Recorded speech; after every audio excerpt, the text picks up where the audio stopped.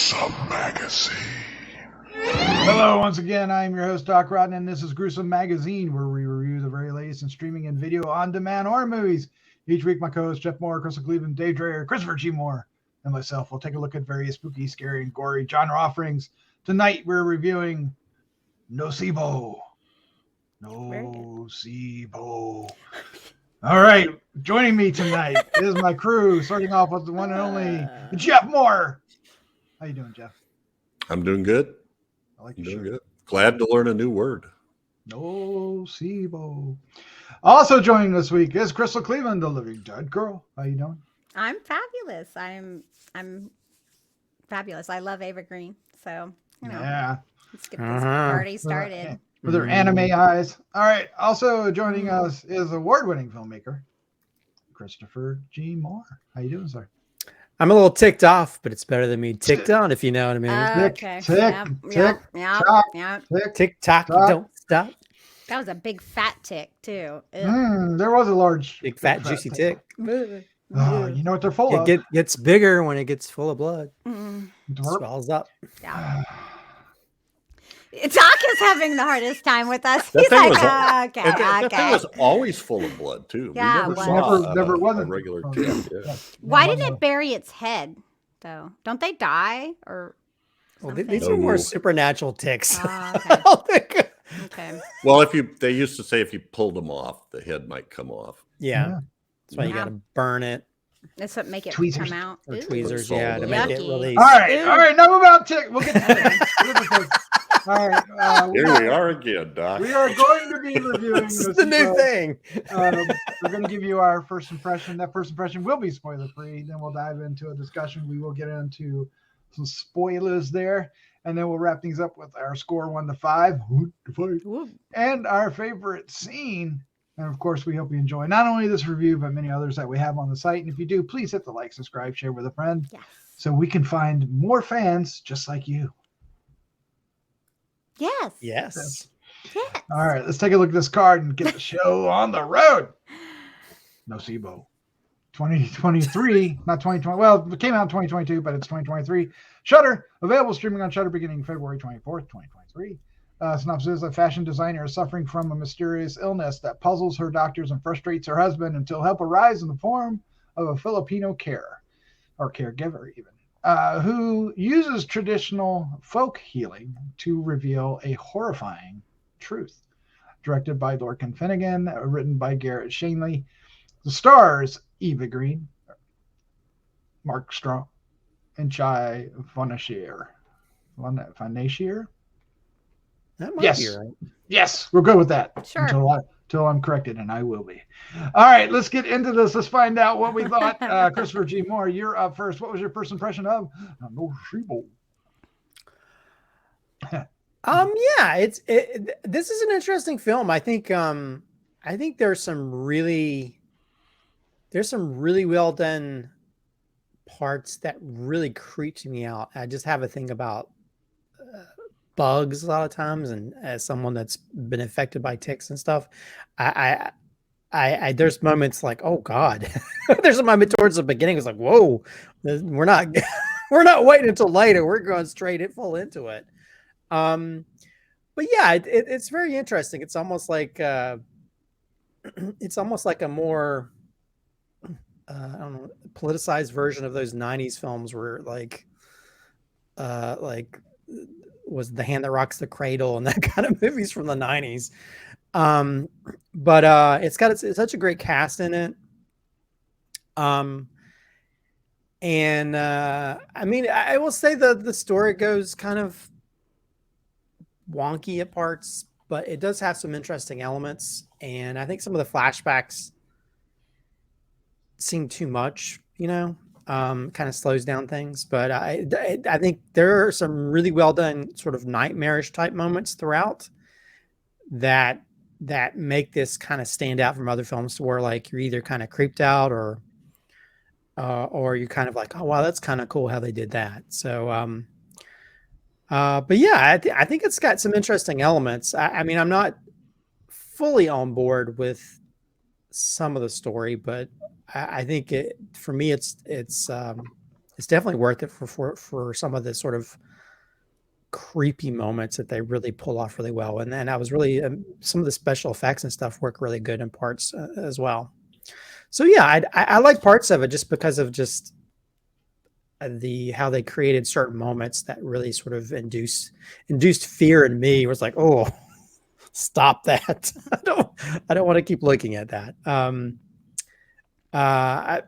But yeah, I thought it was interesting. I think I saw from the very beginning where it was kind of going. It's kind of obvious, I think, for me, but I think it's an interesting take on supernatural revenge type stuff that we've seen in the past, but with more a political side to it. So yeah, so I thought it was interesting. Definitely. Mind the stairs, by the way. Mind the stairs. Jeff, you're up next. What was your first impression of NOCEBO? Yeah, Chekhov's stairs. I want Chekhov's to say stairs. it before Chris. I like this a lot. I like the actors. You know, Eva Green and Mark Strong are always excellent. I liked the little girl. I thought she was fine. And I really liked the Filipino actor, and however we pronounce her name, Fonacier, Diana. I thought I loved her from the very beginning when she came up and when she talked, and she had that strange little inflection in her voice and how she always said everybody's name.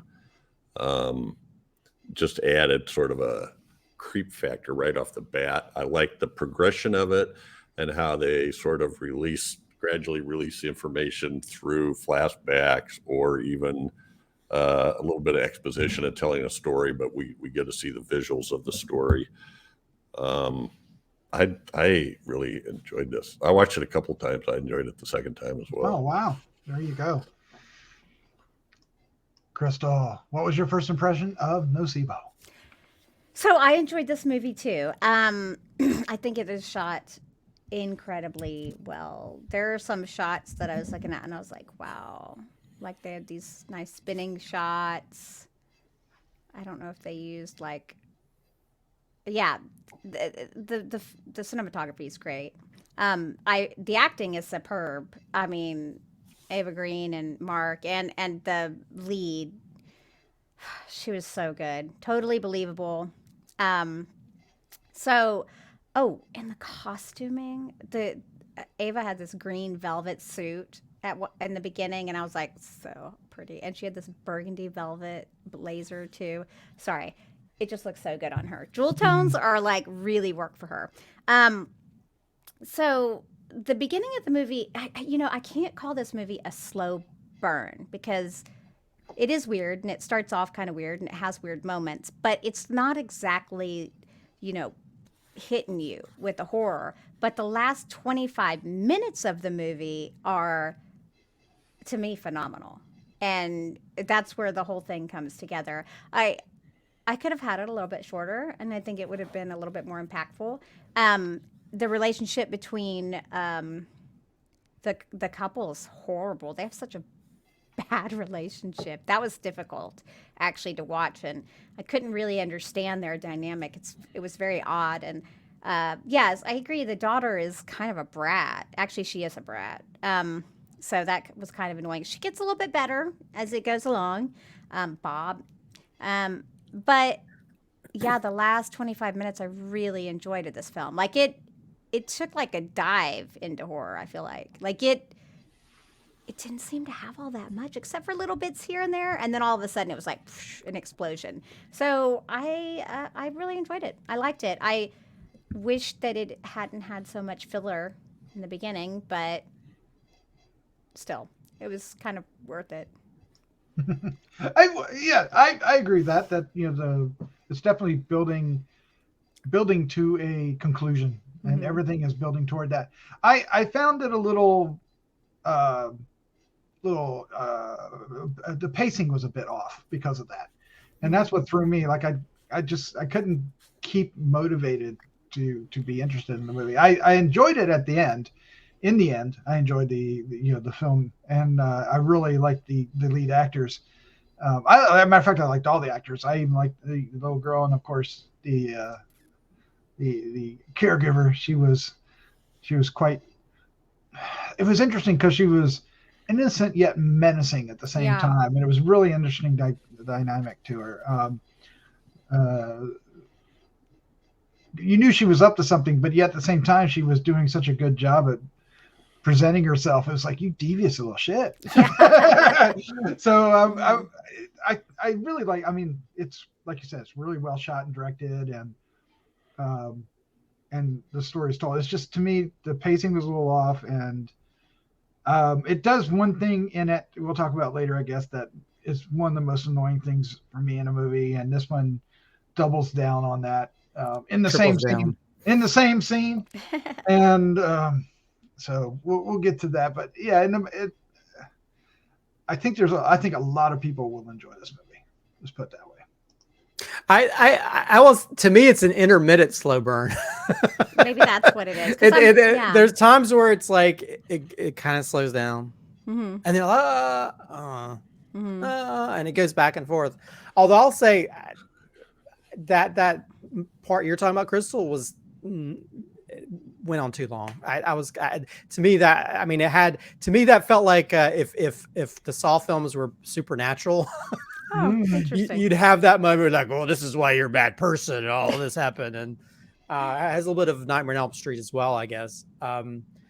But I don't know. But then like those nightmare scenarios that popped up were so kind of cool and stuff, because there's, now that we're kind of in spoiler mode, but like when that dog, she sees that vision of the dog shaking off the ticks. I was like, and then it keeps going. I'm like, oh God, please stop. Yeah, it's so dirty. Yeah, but there's like those moments, or even like there's a moment where she's watching the music video, the little video being made and stuff, and you see like all these balls and stuff, and there's things that are very nightmarish and cringy and weird, that kind of like, oh, I like those moments, that to me that made it kind of interesting, but they didn't make up for those moments where it kind of slowed down and got kind of a little bit boring, I guess. But I could sort of see where it was going, even though to me I saw where it was going like a mile away, beyond like the maneuvering she was doing, what she was doing, maneuvering to sort of, to have everything happen towards the end. But I thought some of the special effects involved, like the little bird in the mouth stuff. Oh, the bird thing in the mouth. I was like the whole time, I'm like, that. this is some of the best special effects I've seen in a long time, because it looked very realistic to where you kind of like, oh God. But on both times too. Both times worked really well. I was like, wow, this is whoever they paid for the special effects did such a great job. I mean, also, Doc, I love good transitions. There's some really damn good where like, so there's like a rotating thing, and then it goes to this other thing that's round, and I was like, ooh, this was beautiful. You have my attention.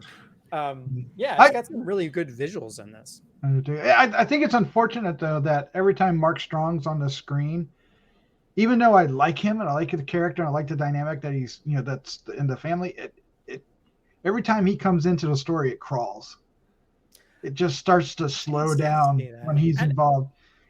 Maybe that's purposeful, because you do realize that he is the one that's stopping her, the caretaker, from doing her what she came there to do, from getting her vengeance. He's actually preventing that. So it could actually be on purpose, because he basically is the cock blocker. Like that's why she wants him out of there. Yeah, she gets her way. She gets her way. The tick blocker. Mm-hmm. Yeah. Yeah, it is. Yeah, that's what happened. But so it could be on purpose. And I do agree. Like, it's almost like he sucked all the he's a phenomenal actor, and I think he did a great job in this, but somehow he sucked all the energy out of it. He did. Well, I think it was just the pacing did. I don't think it was him, but it was just like the story shifted every time his character came back into the story. It shifts. Well, but I think he was totally separated from the dynamic of what was going on between the other three, with the other three, and so that's him coming in and saying stuff was sort of like, well, I really didn't awkward. Like he was living his life. He was doing what he had experience with, but he wasn't part of what was going on with Diana and Well, when he showed up, Christine. he didn't feel like he was actually part of the family. Really, he almost felt like he was an outsider stepping into the home. Well, I think that's my Even though biggest he wasn't. problem. That was probably my biggest problem with the movie. If I could say I have a problem with it, is I didn't see any chemistry between any of the family members at all. They all seemed very separate. I think they were supposed to. And though. maybe that's what it is. But at the same time, if you don't have any kind of attachment, why are they even a family? Why am I Because they watching? have Why do? kids. Well, but Well, they were that's- both engrossed in their Yep. Yeah, but profession. that's a she lot was of traveling families. the world for. But even the child, I didn't see anything. There was a disconnection there. But it's like, so why am I? It's like there needs to be some kind of, and even when they tried to like capture some kind of like connection, it seemed fake. Like the whole cursing thing, which I did find to be funny, but I didn't see any kind of like connection at all. See, I guess I didn't feel that way because the sad part is I think that's more families than not. A lot of times people stay together because they have kids. Happens all the time, and this is why people get divorced after their kids leave the house usually. Well, It's like, Yeah, but why do I care that there anything that this woman's doing these things to them, man? right, Yeah, and I don't think I don't care. They didn't establish the family core. dynamics, like, Yeah, I mean they're dysfunctional by the time we get to the core of the story. And before that, before the dog appears, we just get we don't even get an idea that they're not dysfunctional even before that. Right? So they're heavy into being dysfunctional. So, but we don't know that they want to fix it, right? You just know that the Mark Strong, the father Felix, blames Eva Green's character Christine, that her entire illness is made up. He thinks it's all in her head. Well, Right, that's because- what also reminds me of like Lyme disease and stuff too. Mhm. And I think that's interesting about the tick because a lot of people, because Lyme disease is kind of like one of those invisible diseases, I mean, it's there, but people just don't understand. Mhm. I think It why causes they're a lot of tired. different symptoms and mental and side fog, effects. and Mhm. kind of similar to the ones she's experiencing, Yeah. which I find so clever, really, because they get brain fog, they can forget things, they're super tired all the time, like obviously this was to another degree, but yeah, it's interesting. Especially if you get bit by one that's like this big. I know. Okay, so let's talk about that a second because the giant tick shows up on the bed, and Blech. it was I don't gross. like it. Yeah, and I thought it was really interesting, and then they just double down, triple down on it, and then it blew the whole thing. I was pissed off by the time it was done. I was like, come on, I like it on his face, but did you have to show it twice? It didn't make sense showing it the second time. It did the first time. There was a third. The third time is when I was like, oh, that's when I was like, come on, Yeah. why? That didn't That just bother me. It didn't, Well, yeah, it just seemed well, like to me, they it's, just it looked like they used a different take. You know what I mean? Yeah. And it's like, why? I mean, there's really was no need for that. Yeah. I To mean, me, I it's didn't mind this. prestige- I didn't mind the prestige, second yeah. time because I thought the visual the second time of it being on her husband's head, I was like, oh crap. Yeah. Even I was like, whoa. But the third time I was like, okay, this is just a waste of footage. why are we seeing this again? It's like a little bit too repetitious there at that point. Yeah. So Jeff, yeah, it's a pet peeve for me. That's why it bothers me. So- Yeah, I know. so much. But Joseph Perry always said, 2 times is okay, 3 times, not all at once. Not always the charm. But it didn't bother me. It didn't bother me. I mean, I thought that the reason they kind of did that was to end up in a spot where she's screaming, laying in that position, and he's bending over her, kind of in her face, waking her up. Yeah. Although I'm the whole time I was watching, I was like, is this a practical effect? I mean, it could easily be pulled off as a practical effect, but The giant tick. yeah, that giant tech seemed like it was practical, but It was the size of a small dog. It was huge. well, I mean, but it didn't really have it didn't really have as much movement to where you It had could that pull it face off. though. Holy crap! It did have the face, but I was like, the whole time I was kind of thinking, I was like, that's so well done. And if it's practical, major kudos to that, because I thought it just worked really well. Because I mean, early on we get to see like the little tick going to the matchbox thing and things like that. I was like, or when it comes out of that bird at one point. some of the special effects really well. But that time I was like, if this is a practical effect, I mean, that's pretty cool. Because I was creeped. I thought ticks are bad. There's a big ass one on your chest. That's even worse. Yeah, just have a heart attack right then and there and die. Yeah.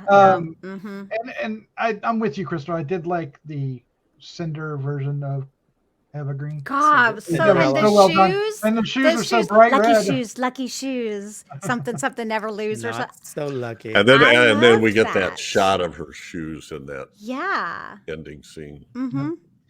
And they were nice shoes. Red is a good color for her too. So She could wear anything and pull it Yeah, off. Let's that's see the true. green. Mm-hmm.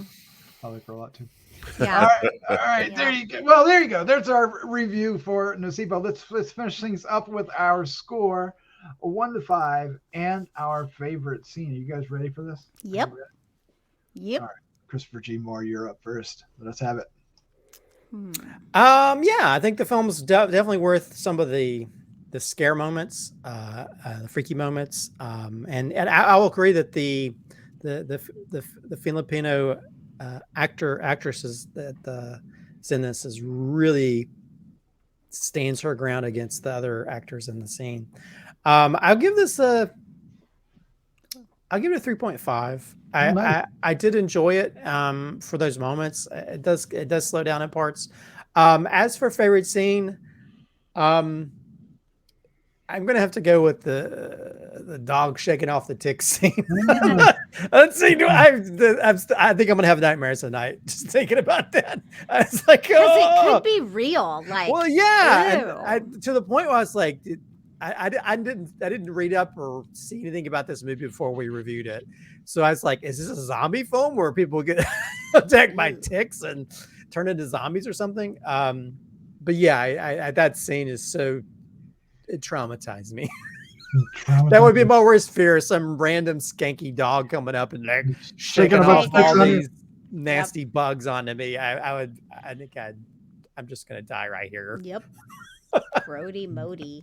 But it's so well done. I don't know. It seemed like a combination of special effects because you see like the stuff crawling on its skin, and also the eyes are like all gray and hazy. So they did some special effects along with probably some practical stuff that worked. Yeah, the bull. I mean, just worked so well. So kudos to the special effects and practical effects people on this film because they did such a great job. Agreed. Definitely. Crystal, your score 1 to 5, your favorite scene? Okay, I'm gonna give this a 3.75. Wowzers. Yeah, I really enjoyed it. Like I said, it was a little bit had its shorter or slower moments, but overall, I really enjoyed it, and it has Eva Green, so yay. What is my favorite scene? There's a few I really liked, but I'm gonna go with something a little bit different. I'm gonna go with like a character thing. I really liked after the possessed bird, because the tick like is representing that possession. The possessed bird dies, and Bob and the caretaker or the caregiver start to become friends. Yes. I don't know. I just like that conversation, and that's when I started liking the daughter more too. That was a moment where I was actually like, okay, she's not, and she kind of explains she knows she's a jerk, and I liked that she had kind of admitted to it, and yeah, I thought that was a good scene, and I it kind of sets up for the end of the movie. It does. It is a highlight character-wise, I think. Very much so. Yeah. Very good. Jeff Morser, your score 1 to 5 and your favorite scene? I have very little to criticize about this movie. I'm going 4.25. Yay. Nice. Wow. Nice. And I could. There's a long list of scenes. I mean, you talked about the dog, but there's other scenes with the ticks where people have the ticks, and it's just creepy to see somebody with a face full of ticks. Is menacing, I think. But I'm not picking that as my favorite scene. I'm going to pick where Diana gives Rachel a spoonful of medicine. This is right towards the end, the sewing scene. Christine? Rachel, Christine? Who's To Rachel? Christine, I'm sorry. Okay. I'm sorry. What did I say, Rachel? I don't know. But she got it too. She got some medicine. So yeah, and by medicine I mean the ashes from the fireplace. Mhm. She gives her a spoon, and I'm just like, that just shows where Christine is and where and how much control Diana has over her. You know, do you trust me? You must do this. You know, I can't even imagine eating a spoonful of ashes from a fireplace. Mm-hmm. It's just, Geeky. and then the symbolic significance of that as Yeah. we go forward. Oh yeah, definitely. All right, so I wrote down 3, so I'm going to stick with that. I think it's a perfectly great movie to watch on Shudder, so I recommend doing that when it arrives. I think a lot of people will be more in Jeff's camp, really enjoying this movie. I feel like I'm going to forget it by the time the year's up, but Oh wow. but I enjoyed my time with it, and I'm thankful. And I'm moving on. Thank you. But my favorite scene, I'm going to go with Charcoal, Christine. When Mark Strong-Field's character walks in, and you get to see the after effects of everything, and she just, like you said, it looked like she spontaneously combusted because there's smoke, but there's no real fire, but everything's in ashes, and then her, except for her shoes. Yes, and that's the best. It's so good. That was a nice touch, but it looked great, and it was